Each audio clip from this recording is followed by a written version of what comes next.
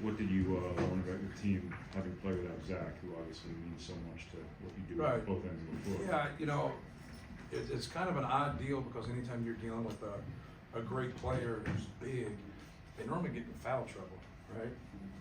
And he hasn't this year. And so, like, you just normally have natural times where your center just gets into foul trouble, and then you got to find your way, through the game, and then you got to have segments of the game where he's not in. Well, that hasn't happened to Zach this year.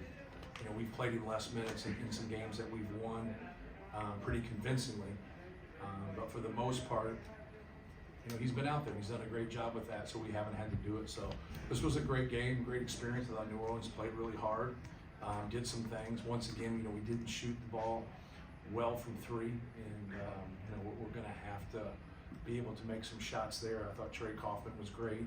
Caleb was under the weather and really battled to play for us, and I thought, that was a great sign. Mason was able to play a lot of minutes after being out, which was really good. I thought Braden Smith's effect on the game was huge. If you just look when he's out there, he makes things happen. He makes us go, just with his decision making and his toughness and his ability to, mix it up. So, great game. Obviously, Zach's not feeling well, and hopefully he gets some rest and gets better, and he can go on the 29th. Okay. Hey, man, it's holiday season. Let's talk about the Boilermaker family. Drew stepped up, joined the, football team to help out. Well, with Jeff gone, and, you've stepped up, helped out people, the Boilermaker family. What's it like for you? You've been a part of this family for so long, just to see so many people step up Right. and just really care about this university and this program. Yeah, Purdue's a special place. It's cool. I'm very fortunate to be a part of it, and obviously we look after each other, and when things are kind of sticky like it is for those guys kind of competing for a bowl game, it's great to see someone of Drew Brees' stature, and he could be a lot of places, right? He put in his time, and he's still putting in his time, trying to help our community and also trying to help our football program, and it's pretty cool. It's pretty cool to be a part of it. And the one thing about our place is that, like, it's not something that's just while you're in college. I think our program, Coach Katie was great at this, of, not forgetting about guys and trying to help guys. And so, just try to pay it forward and do the best you can to help people in the Purdue family. Just the importance of Trey hitting the free throws tonight, something he struggled with a little bit Right. this year. Yeah, it was great. It was great. You're going to get in, he gets fouled 8 times. You're going to get into a flow. Like, he's had a couple games where he plays 8 to 10 minutes, and you're just not going to get into a flow that way. Zach's a big piece of that. You look at it, I always talk to those guys about, like, you look at it like you did something wrong, when in reality somebody else is playing. And that's hard, because then the next guy's got to match to him, because he's going to guard the biggest guy. So who guards that second biggest guy? Sometimes that guy is traditional, and sometimes he's smaller, or how they scheme and how they do and how they move. But you see when he gets the ball and we run stuff for him, how dangerous he is. And it was great to see. It was great for his confidence. You've been doing this a long time, obviously. How rare is it to have someone who's not just theoretically capable coming off the bench to score 20 points, and how much does that help? Oh, it's huge, because when you sub, a lot of times, I always say that about throwing the ball inside. Let's get to their backups. Let's get to their backups. There's a reason why they're backups. Like, who has great backup 5 men? Who does? We do. Caleb First, Mason Gillis, Trey Kaufman, Zach Edey. It's a pretty good front line. And we said that at the beginning of the season, but you also got a lot of inexperience there where no one's really, started, played 30 minutes, and then been a main cog of that, as Zach and Travion used to split time. Mason's probably played more, but he also plays off of people. He'd play off of Travion, or he'd play off of Zach. But no, it's great. It shows you what we're capable of. It also shows you our future. First of all, with Mason, was he going to start tonight, whether Zach was back or not? Was that kind of the plan? No, Caleb would have started with Zach, yes.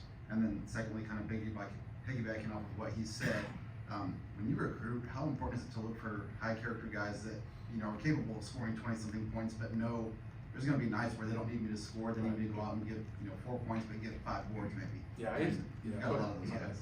Yeah, it's huge. It's a great question because, Trey Kaufman's a great example here.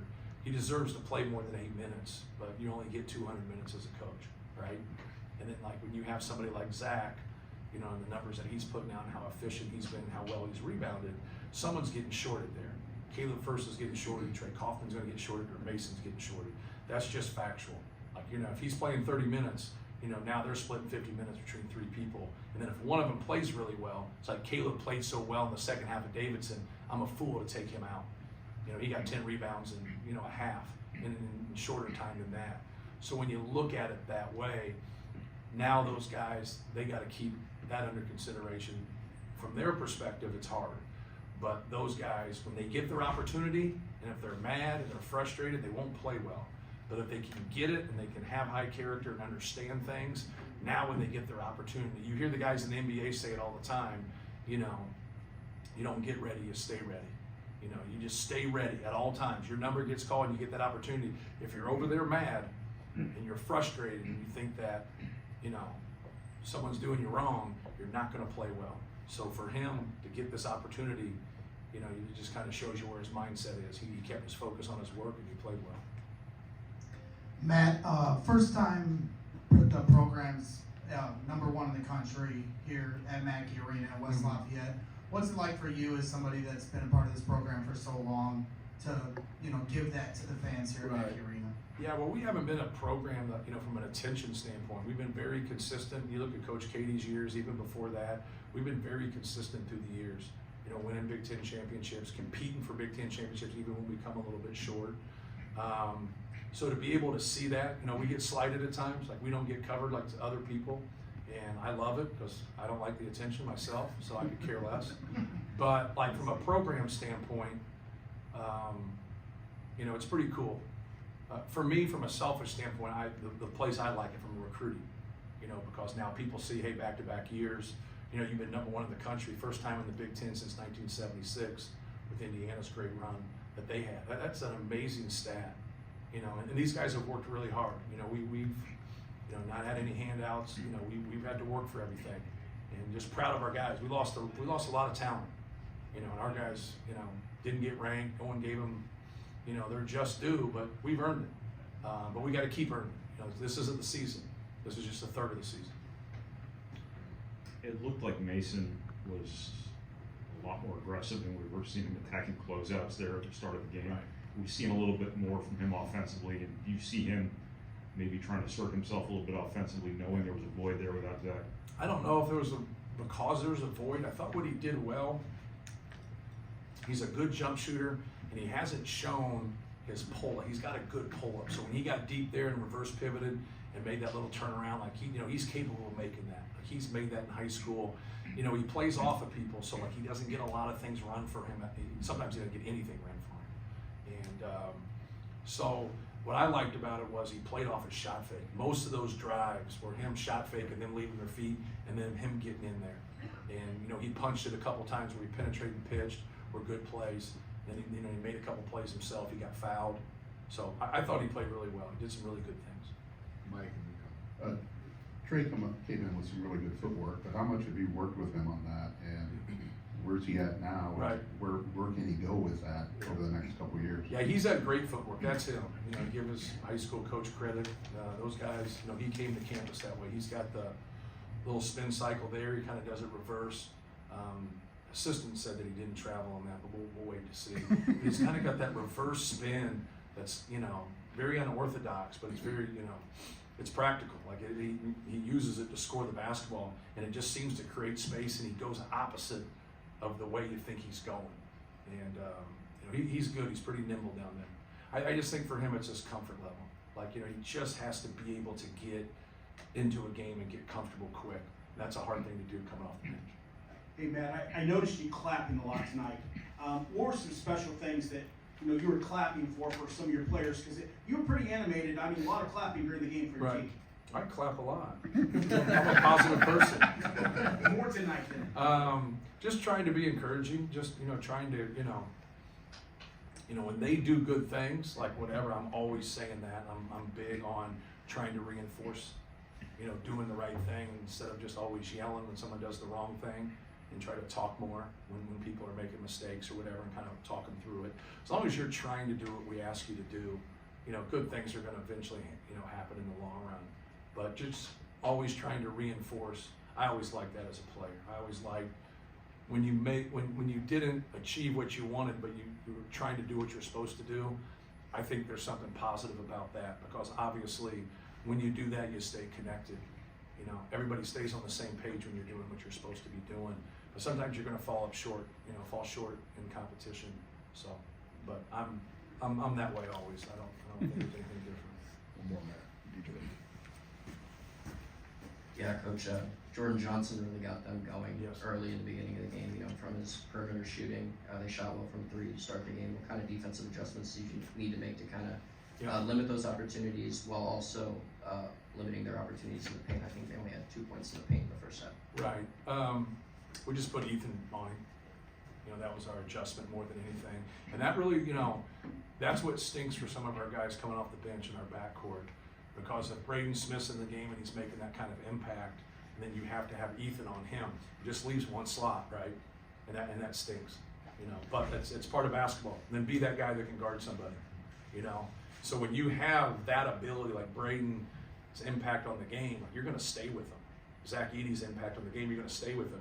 Well, now when someone gets going like that, if you're that guy that can shut people down, you know, you got to have the value to where they can't take you out, and that's hard, but it's reality, right?